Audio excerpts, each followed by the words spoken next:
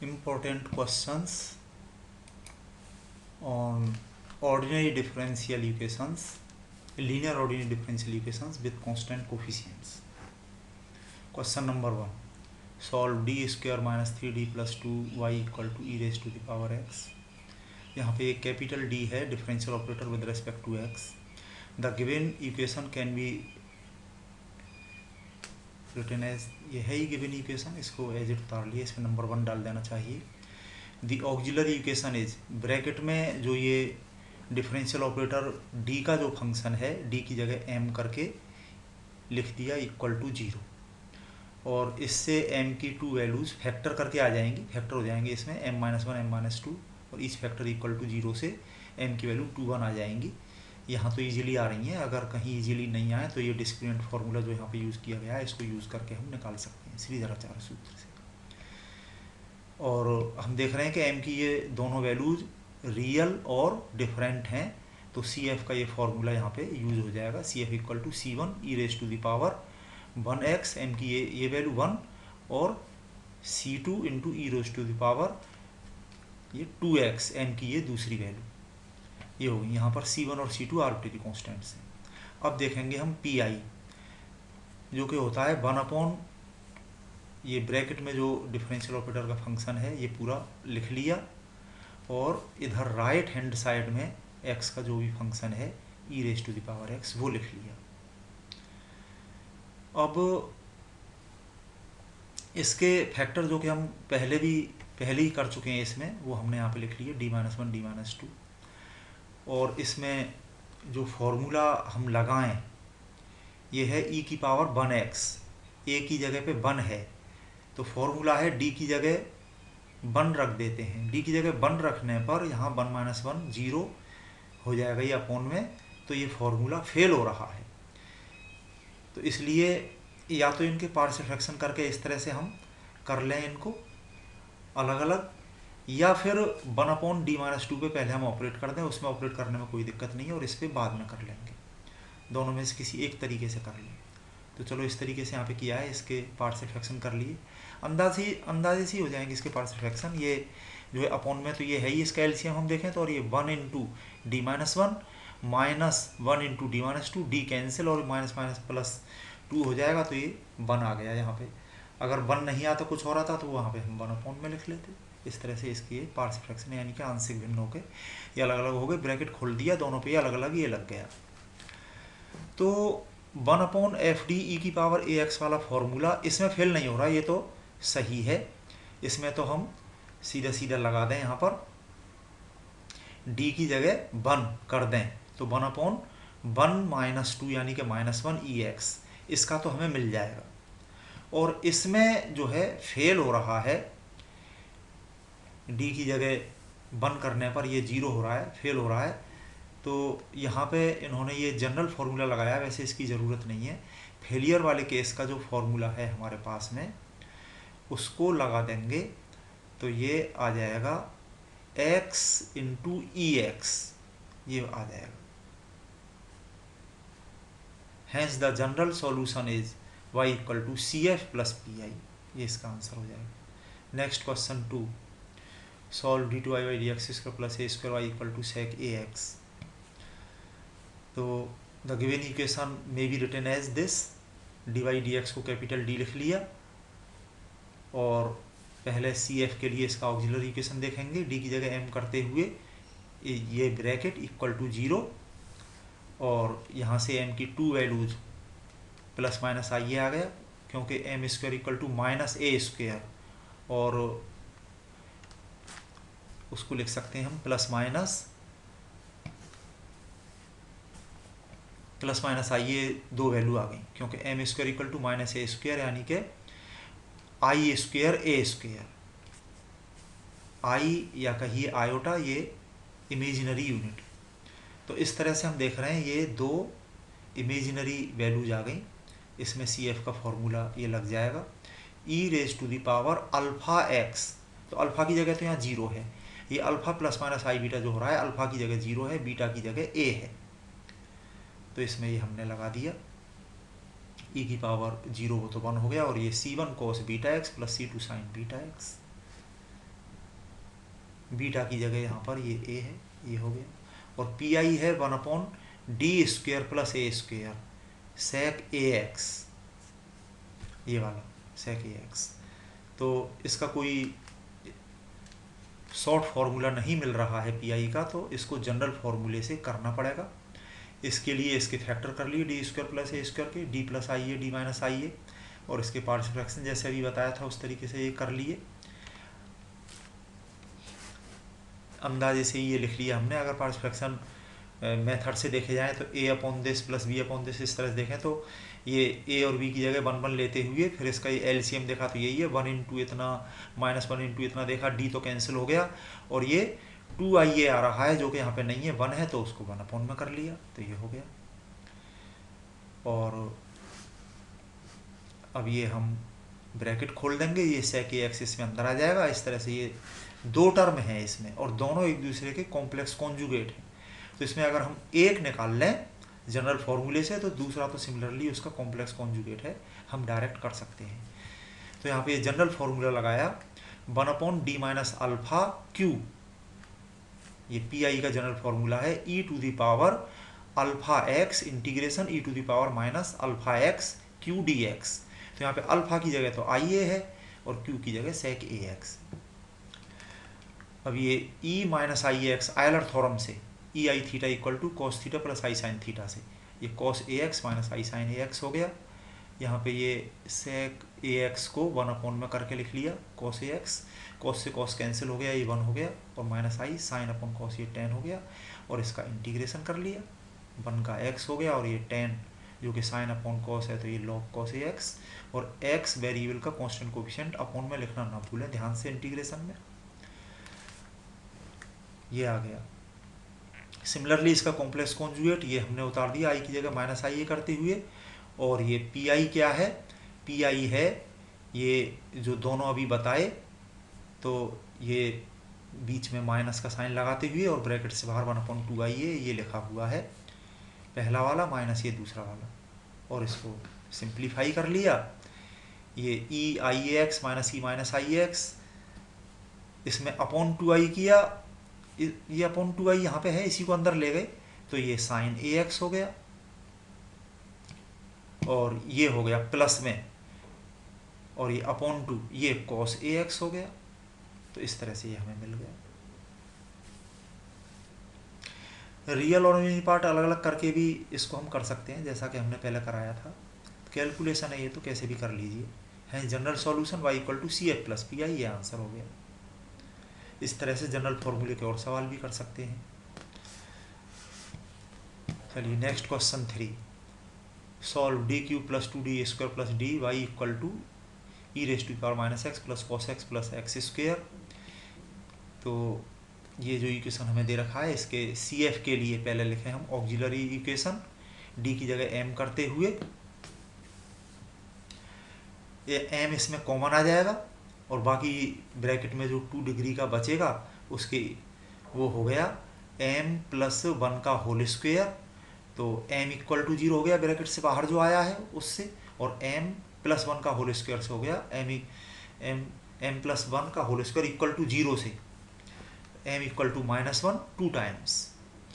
तो इस तरह से CF का ये फॉर्मूला C1 e⁻, ये वाला ये 0x प्लस ये रिपीटेड रूट्स हैं, तो ये C2 + C3x e⁻ -1, ये जो है -1x, e⁻0 तो ये 1 हो गया, ये e⁻−x, इस तरह से ये CF।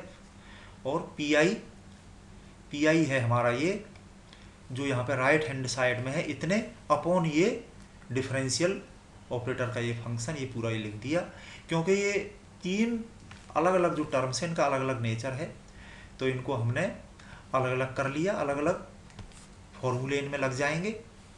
ये तो एक्सपोनेंशियल वाला है, इसमें d की जगह हम -1 करें तो ये फेल हो रहा है, यहाँ पर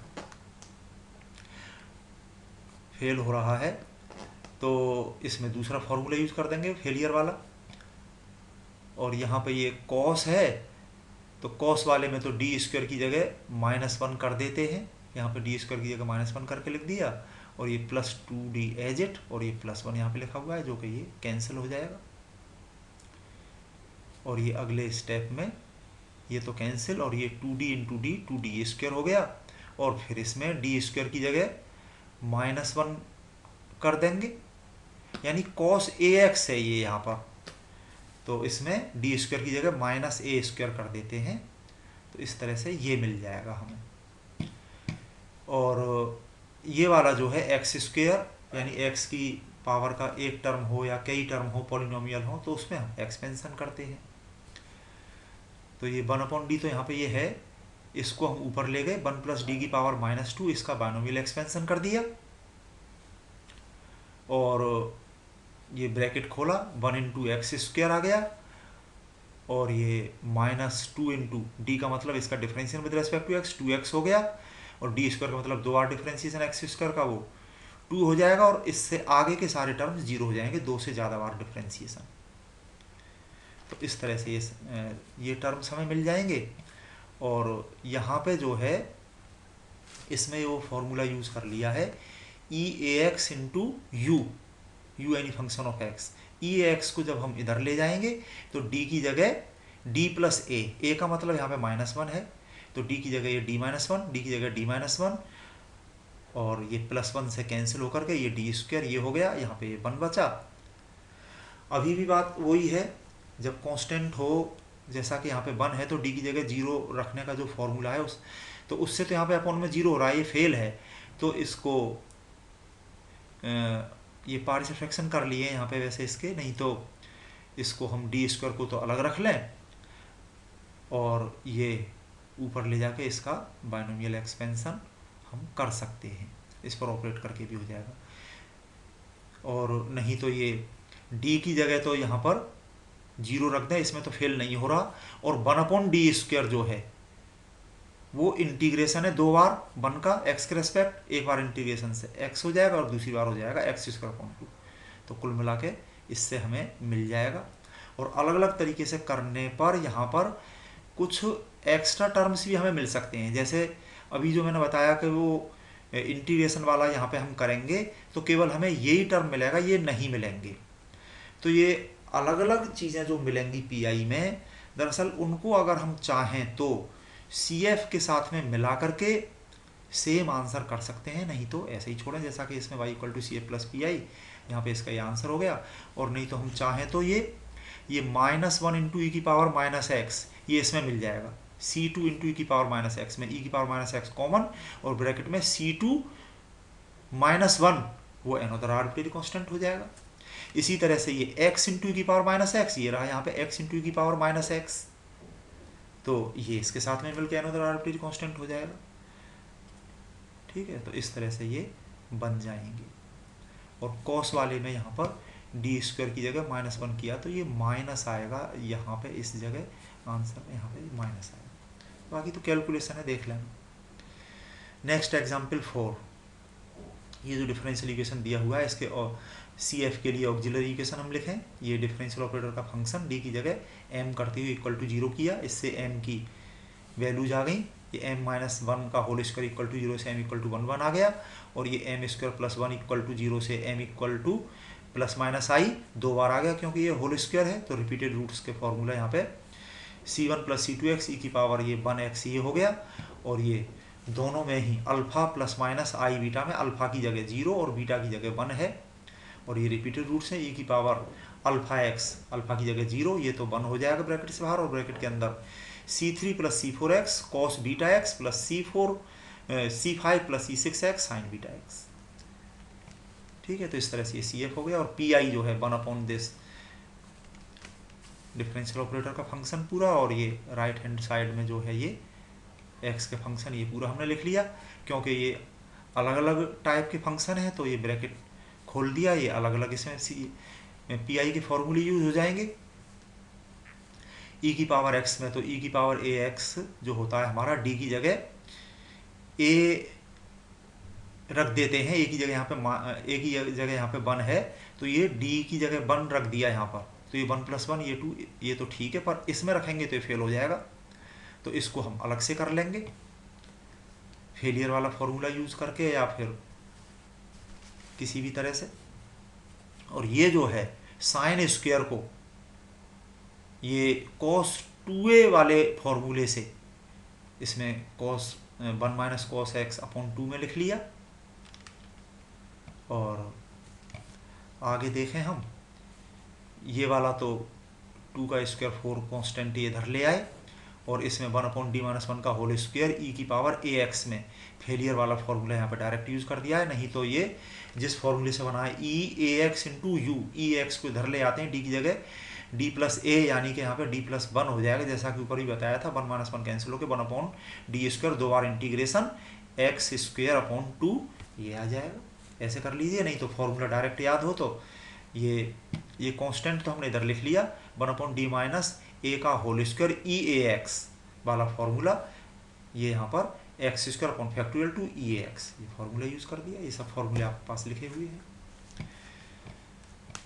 यहाँ पे देखें ये 1 अपॉन 2 वाला ये अलग लिख लिया, 1 को लिख लिया ई की पावर 0x, तो डी की जगह 0 कर दिया, ये वाला फॉर्मूला यूज कर दिया। ई ए एक्स में डी की जगह ए कर देते हैं, तो ए का मतलब यहाँ पे 0, तो ये वाला हो गया। और ये कॉस वाले में ये हम देखें cos A x D square की जगह माइनस ए स्क्वायर कर देते हैं, यानी कि -1 हो जाएगा। ये -1 + 1 कैंसिल। अच्छा, इसमें ये फेल हो रहा है तो इसको बाद में कर लेंगे, पहले इसको कर लिया। और ये -1 + 1 तो कैंसिल हो गया, और ये -2 कांस्टेंट इधर ले आए, माइनस माइनस प्लस ये 1/4 हो गया, और ये 1 अपॉन डी बचा, तो ये इसका cos x का इंटीग्रेशन sin x हो जाएगा। तो इस तरह से हमें ये चीज़ मिल गई। अब यहाँ पर ये फेलियर वाला फॉर्मूला यहाँ पे यूज़ कर देंगे हम, डी स्क्वायर की जगह -1 अगर यहाँ पर हम लगाएं sin ax वाले से, तो उससे ये फेल हो रहा है, तो फेलियर वाला फॉर्मूला यूज़ कर दिया जो आपको लिखाया गया है, ये फॉर्मूला है। तो इससे ये पी आई आ गया, y = CF + PI, ये आंसर हो जाएगा। इसी तरह से और सवाल है, इसमें CF तो सबके अब कर ही लेंगे, बहुत सिंपल है। CF तो लगभग हो ही गए काफ़ी। और PI देख लेते हैं। इसका PI में हम देखें, ये जो PI है ये x × u वाला फॉर्मूला यूज़ कर दिया, 1 upon F D x into you, तो ये x 1 upon F D you minus F dash D upon F D का स्क्वेयर। ये एफ डी जो है डी स्क्वायर प्लस 2d + 1, इसका ये होल स्क्वायर हो गया। और ये एफ डी जो है इसका डी के रेस्पेक्ट डिफ्रेंसिएशन ये हो गया 2d + 2 + 1 का 0 हो गया। अब इसमें हम कर लें cos ax में डी स्क्वायर की जगह -a² यानी कि -1 रख दिया, इसमें भी और इसमें भी। तो यहाँ पे -1 + 1 कैंसिल हो के ये 1 अपॉन डी जो है इसका ये इंटीग्रेशन कर दिया, और यहाँ पे ये डी स्क्वायर आ गया है, तो ये 2 बार इसका इंटीग्रेशन हो जाएगा। और फिर ये d + 1 का ब्रैकेट खोल के cos x अंदर ले जाएंगे, d का मतलब differentiation with respect to x, और 1 का उसी पे मल्टीप्लाई। चाहे पहले ये cos x को इसके अंदर ले जाके पहले ये कर लो, और बाद में 1 अपॉन डी स्क्वायर जो इंटीग्रेशन कर लो, आगे पीछे कैसे भी कर लो। कुछ में तो सेम आता है, कुछ में एक आध टर्म जो एक्स्ट्रा आता है उसे हम CF के साथ में मर्ज कर सकते हैं। इसी तरह से और सवाल हो रहे हैं, कर लीजिए। x² × u वाला फॉर्मूला इसमें यूज कर लेंगे PI के लिए, और CF तो सिंपल हो चुके हैं। और चाहे तो हम इसमें cos x को लिख लिया हमने real part of e⁻i(x) Euler theorem से, ei(x) = cos x + i sin x, तो cos x उसका रियल पार्ट है, इससे इजी पड़ता है, इससे कर लीजिए। इसमें ये हो गया e(ax) × u, तो e(ax) को इधर ले आए, d की जगह d + a यानी कि d + i हो गया, और फिर इसको ऊपर ले जाके पावर -1 बाइनोमियल से एक्सपेंड करके ऑपरेट कर देंगे, और फिर इसमें रियल पार्ट हम छांट लेंगे, इमेजिनरी को छोड़ देंगे। इसी तरह से आप करिए अच्छी तरह से सारे सवाल। और ये एग्जाम्पल है, इसमें अपना ये फॉर्मूला यूज़ करके ये ठीक है अच्छे से करिए और अपनी प्रॉब्लम पूछिए।